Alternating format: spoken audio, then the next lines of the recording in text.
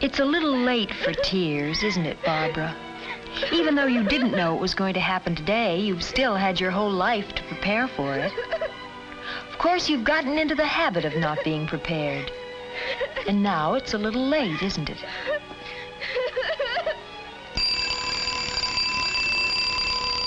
You're a creature of habit, Barbara. We all are. Unfortunately, not all of your habits are good ones. This was how your day started. Started wrong.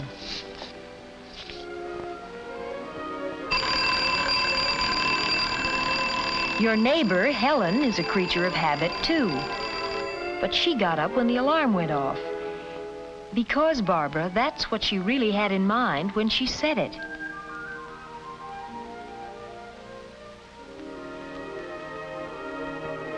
Helen has trained herself to know what she's going to do, in what order, and where the things are to do it with. She really doesn't have to think about it. She already knows what clothes she's going to wear today. As it turned out, it was a special day for Helen, too. But she makes a habit of being ready for special days. She starts by having a place for things and keeping them there.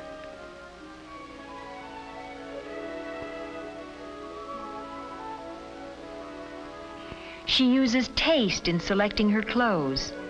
But more than that, she keeps them clean and mended. And she's able to match the right skirt with the right sweater.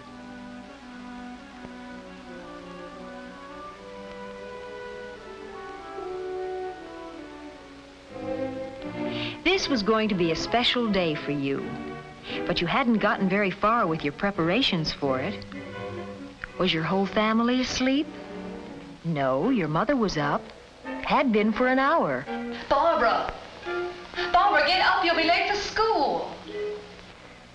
Does she have to do this every morning, Barbara? Barbara, do you hear me? If your mother stopped acting like a second alarm clock for even one day, you'd probably think it was a dirty... Pete's sake, I hear you. I'm up. You didn't seem at all appreciative. Even if you're not really well-mannered, you could make a habit of being civil. And you weren't really up when your mother called you. Little lies are such a firm foundation for big ones. You started your day with no plan at all. Looking for your hairbrush? Can't remember where you left it?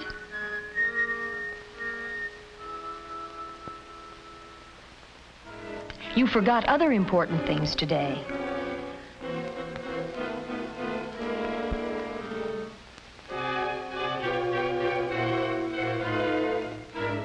You meant to fix that collar, but you've gotten into the habit of putting things off. There are so many things you plan to do this coming Saturday or the one after that. Let's see. You found the algebra notebook you lost.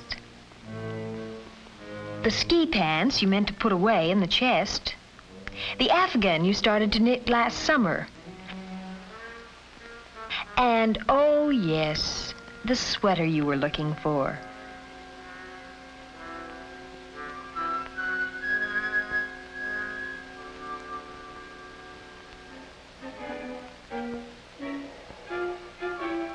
You decided to cover the spots on your sweater with a scarf.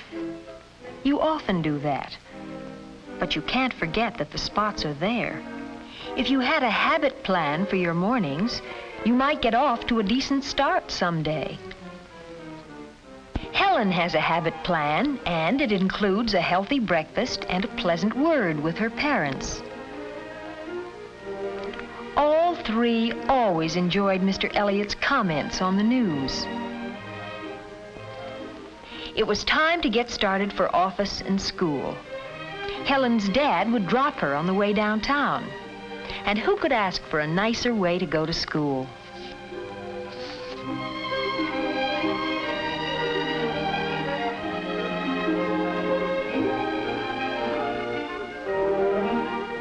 Your brother was ready, but your father couldn't wait for you. Or you could have driven to school with him. He used to enjoy that drive, too.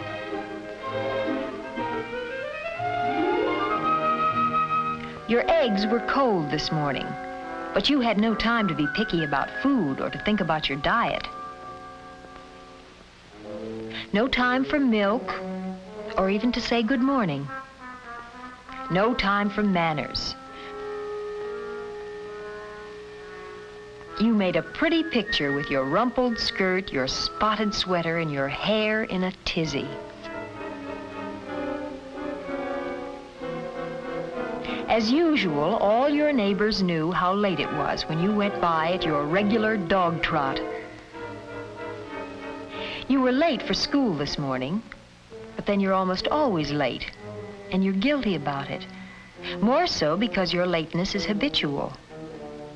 You're in a rut with a bad habit, and the longer you stick with the habit, the deeper the rut gets. When you saw Helen, you suddenly felt envious.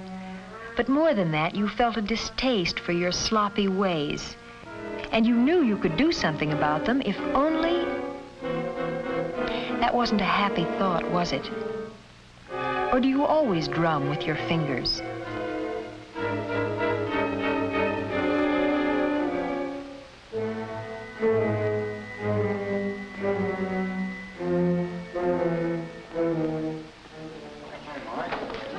You were just chatting away with Helen when it happened, when the day suddenly turned into something special. You've never been friends with Ann Tolliver, and you've always wanted to be. Hi. Hi. Some of the crowd's coming over to my house right after school. Do you think you two could make it? Well, that'd be fun, Ann. I'd love to. Swell. Well, what do you say, Bobby? Sure, thanks. Okay, see you later. Bye. That'll be fun, won't it? Oh, yes. Oh, bye. Each school year sees new groups forming, old ones reforming. Yours is a changing social world, and the opportunities to be part of it must be taken when they arise. You knew this afternoon that you were making a bad impression, and you knew how easy it is not to be invited again, and how quickly you can be left out of the crowd. You were embarrassed by your messy hair and the fingernails you had neglected to clean.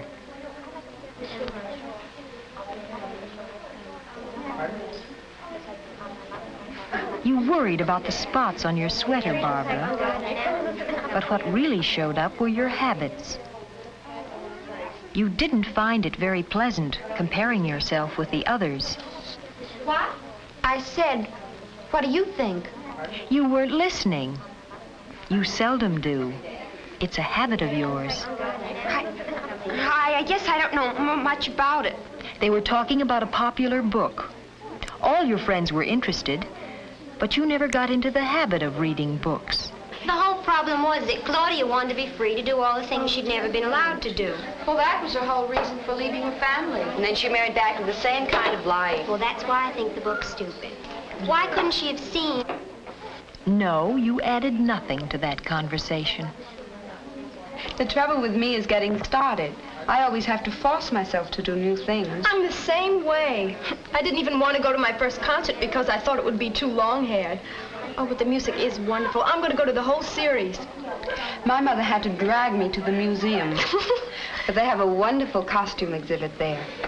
I got an idea for a new dress. Oh, what kind? You've never taken an interest in music or politics or art. We always go to the beach. Every year we take a cottage at Estes. You've only been once. There's wonderful swimming and lots of boys. It's quiet where we go. And there are tennis courts at the hotels, too, and dances every weekend. It sounds grand. And it's just a short way to the city. You couldn't help interrupting, could you? And you couldn't help stretching truth like a rubber band. We all like to talk about ourselves. But a soliloquy isn't a conversation. First, you didn't talk at all, and then you did all the talking. Conversation is a two-way street. But for you, it's either one way or a dead end. Goodbye. I hope you had a very nice time. Thank you, I did. Bye. See you tomorrow. Goodbye, Barbara. I hope you enjoyed yourself. Thank you. Bye. In all society, at all ages, we know that people are going to talk about other people. Unfortunately, our faults are often more discussed than our good points. And sometimes our good points are completely hidden by our faults. But perhaps worst of all is our own disappointment in ourselves and the remarks we imagine our friends are making about us. Gee, I think dirty fingernails are horrible. Maybe she felt shy. A spotted sweater isn't shyness. And bad manners are still bad manners no matter what you call them. Now, in your own room, the memory of this day stands between you and your whole pattern of behavior. Where will you start? Your complexion? That starts with soap and water and goes on to regular meals and the right kind of food. Your hair? It's more than just a shampoo when you happen to think of it. Your clothes? Not just cleaned when your mother takes them away from you, but a system of cleaning. For all a pattern, a network of habits. Helen checks her clothes for cleaning when she takes them off. That's a habit of hers. This morning, Helen took her skirt from the front of the closet. Tonight, she hangs it in the back. That's a habit, too. One on the plus side. It gives clothes a chance to hang, rests the fabric. Tonight, Helen makes a plan for tomorrow. A what to wear, what to do, when to do it design for living. Helen has the habit of being ready for special days.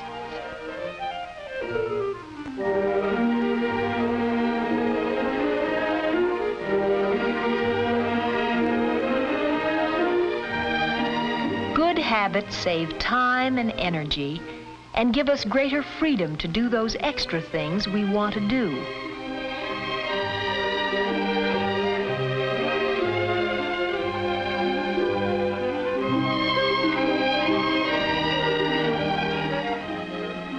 Yes, a good start. But these improvements are not yet habits, not by any means. They must happen again and again until they fit into the fabric of the days without conscious thought. If you try, really try, you can root out the poor, accidental habits and establish in their place the good habits approved by custom, accepted by society.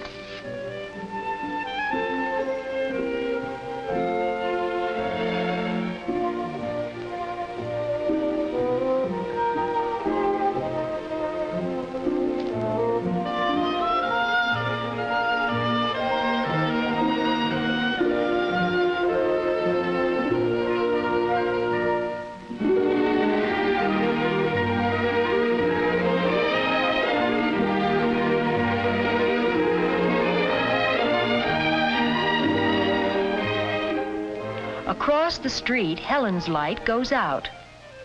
Reasonable hours are part of her pattern. And you, Barbara? Well, you've had a hard day. But staying awake to think about it won't help it any. Go to bed early for a change. Give yourself a good start on a new day.